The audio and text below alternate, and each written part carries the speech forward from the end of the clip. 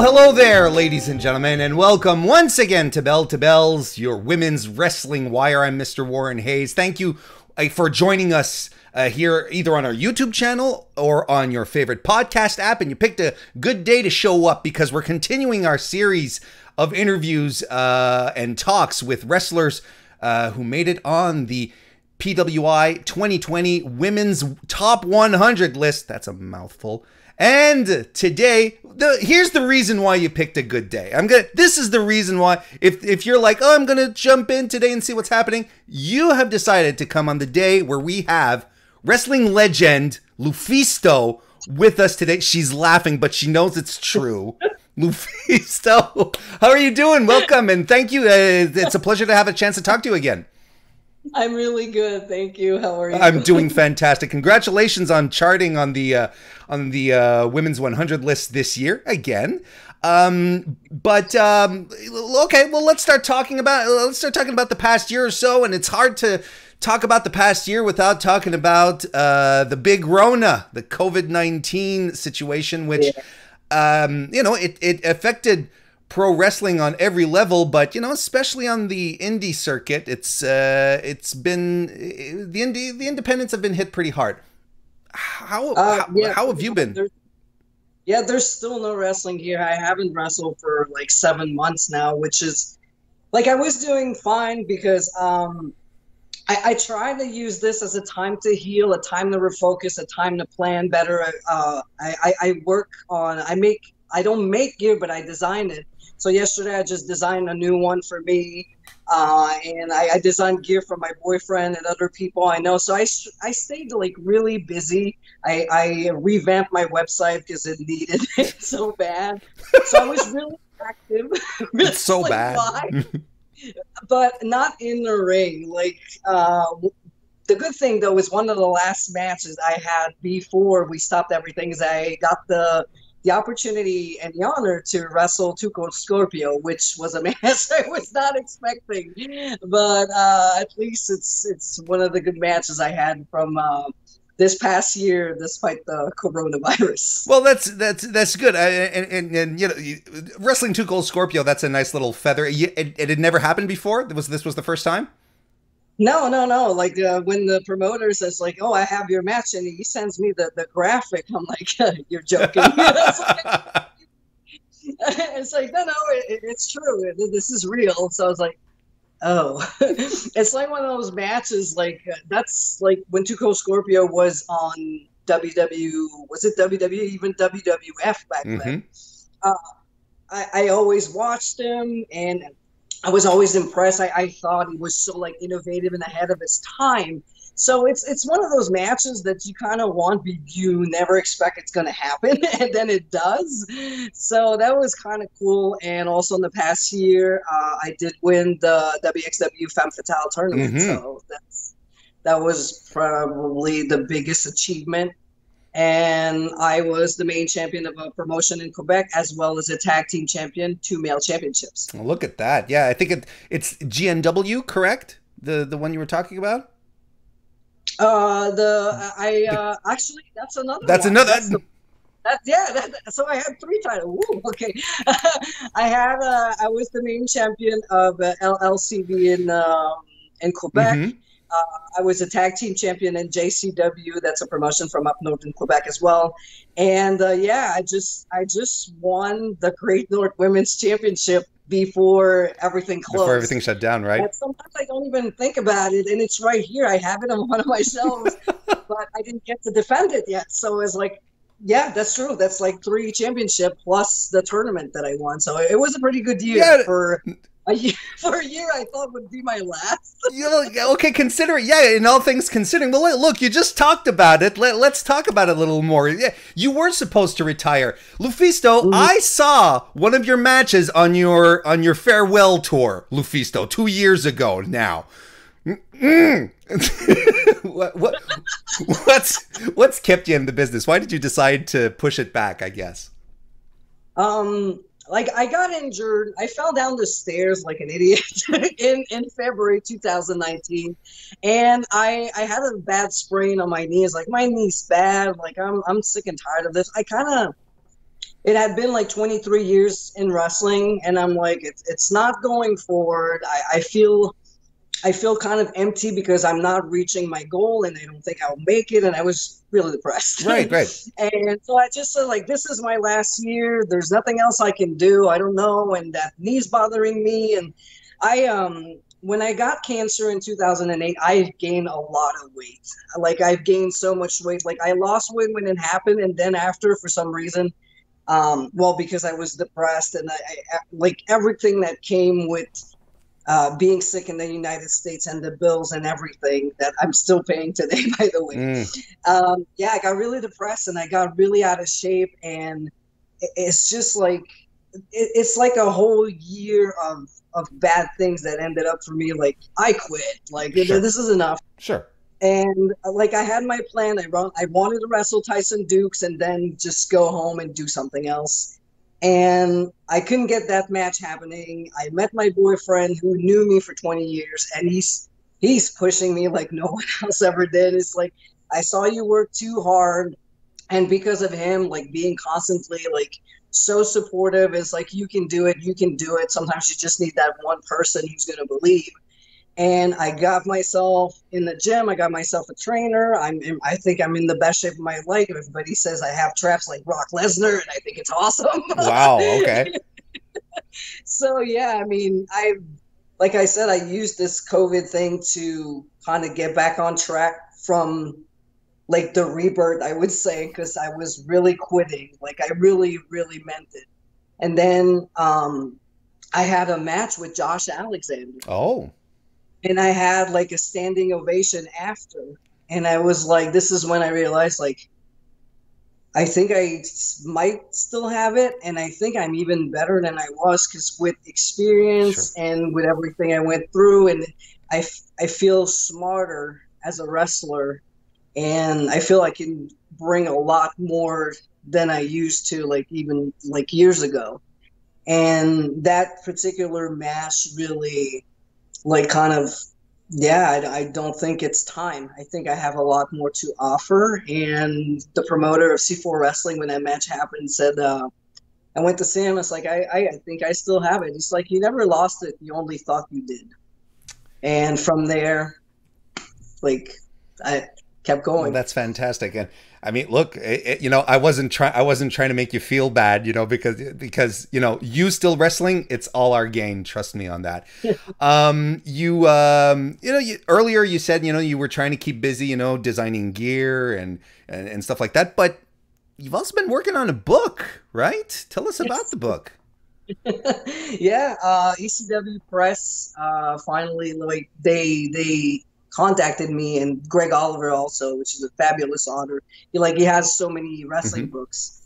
And he reached out after Michael Holmes, the editor-in-chief of ECW Press, says, I would really like to make a book, release a book about LuFisto's life. They reached out, and like, I wasn't sure, but then after talking to my boyfriend again, he's like, do it, do it. So yeah, I've been compiling stories and going through my scrapbooks and the statistics of all my matches that I kept since the beginning. So right now we're in the process of getting everything together before we actually start writing the stories. Well, that's, on a very personal level, it's going to be a book that I'm very, very very intrigued to read about, because I don't think, and a lot of people should read as well, because I don't think the scope of your work is properly appreciated, dare I say, because you have done so much, especially when it comes to women's wrestling on one side, but also intergender wrestling as well. I don't think that there's a lot of people who realize that you were at the forefront of it. You decided to start, or at least you worked into wrestling men because you just wanted to be booked on shows, essentially. And you've been doing it for the better part of, what, 2 decades now? Something to that effect? Well, yeah, my first match with a guy was late 97, so I was just starting. Sure, there you go. My first championship is actually a cruiserweight championship in 98, and my first main title of a promotion is 2001. So a lot of people are like, oh, this is the first time this happens, or this, and it's all things that I've done throughout the years and years before. but people don't know. And I mean, it's not the bad thing is, like, I kept everything, like posters, flyers, pictures, whatever was internet back then, I would print stuff. But there's not a lot of information online that you can actually, unless you go on my website or something very specific that somebody knows the story. Like, it's not as easy to find stuff from the late 90s or the beginning of 2000s, because people were not online and posting everything in clips, and we were still in the land of VHS. Sure, we were trading tapes and stuff like that. Camera that I would ask someone, like, can you film my match, please? Yeah, absolutely. So yeah, the information is it's kind of missing, or sometimes, like, even my Wikipedia page, like, there's so much stuff that's like wrong, and I try to correct it, but somebody like erased what I did, and it's like, oh, you can't do this. It's like, this is me. Yeah, I know. it's weird. Wikipedia is a weird thing. Yeah. I gave up with Wikipedia. But yeah, hopefully with having a book, people will know the struggle and the history of intergender wrestling, because it's not new from this year or even 10 years ago. We would go back like almost 25 years. How do you? Oh, sorry. Go ahead. Yeah, no, I was going to say, there's, like, people will remember China, and they will know a little bit about maybe Miss Texas, who had matches, and of course Andy Kaufman. But there was people like on the indie scene who did not just have like matches here and there, but actually built a career on intergender wrestling, and that history is missing right now. So hopefully in my books I'll be able to connect the dots till we get to today. How do you feel about the state of intergender wrestling today in 2020? Well, it's there's such an evolution, because when I started, guys didn't want to wrestle me, and like, they would, like, really, not everybody though. I met really nice wrestlers along the way that saw me as, an equal, as a wrestler. Sure.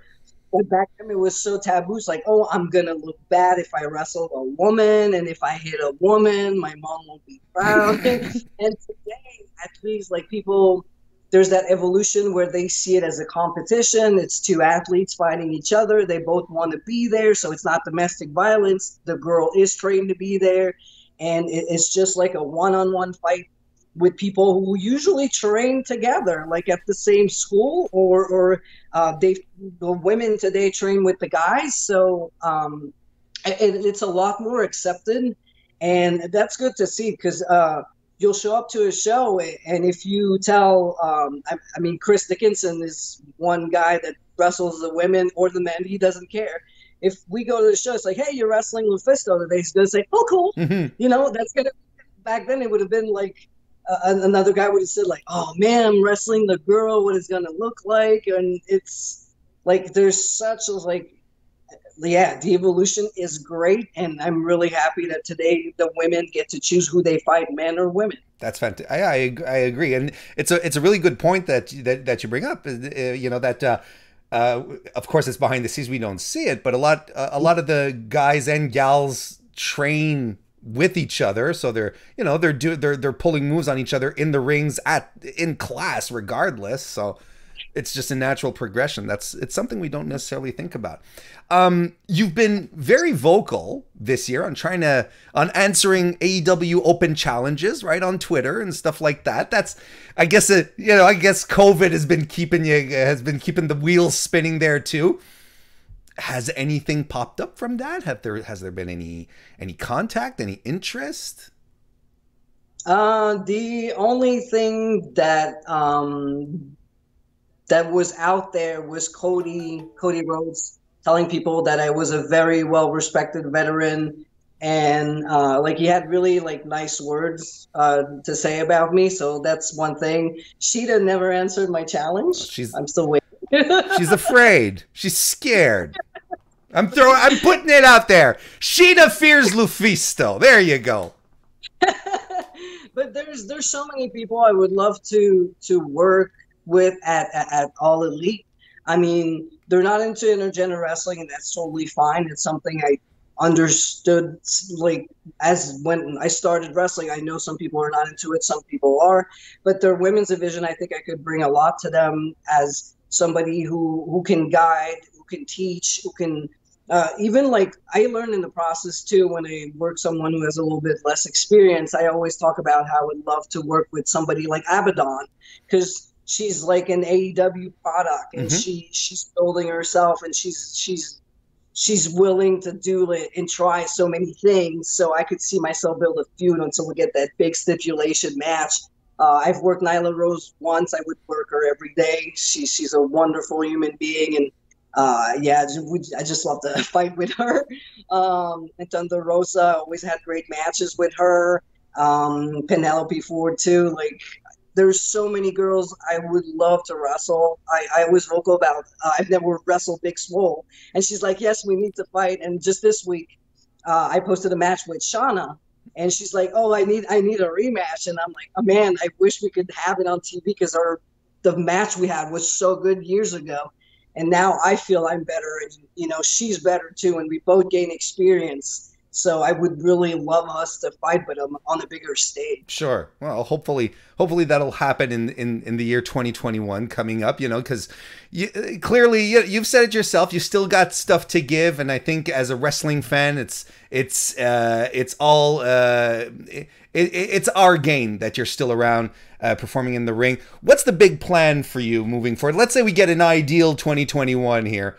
What's the big plan for LuFisto moving forward?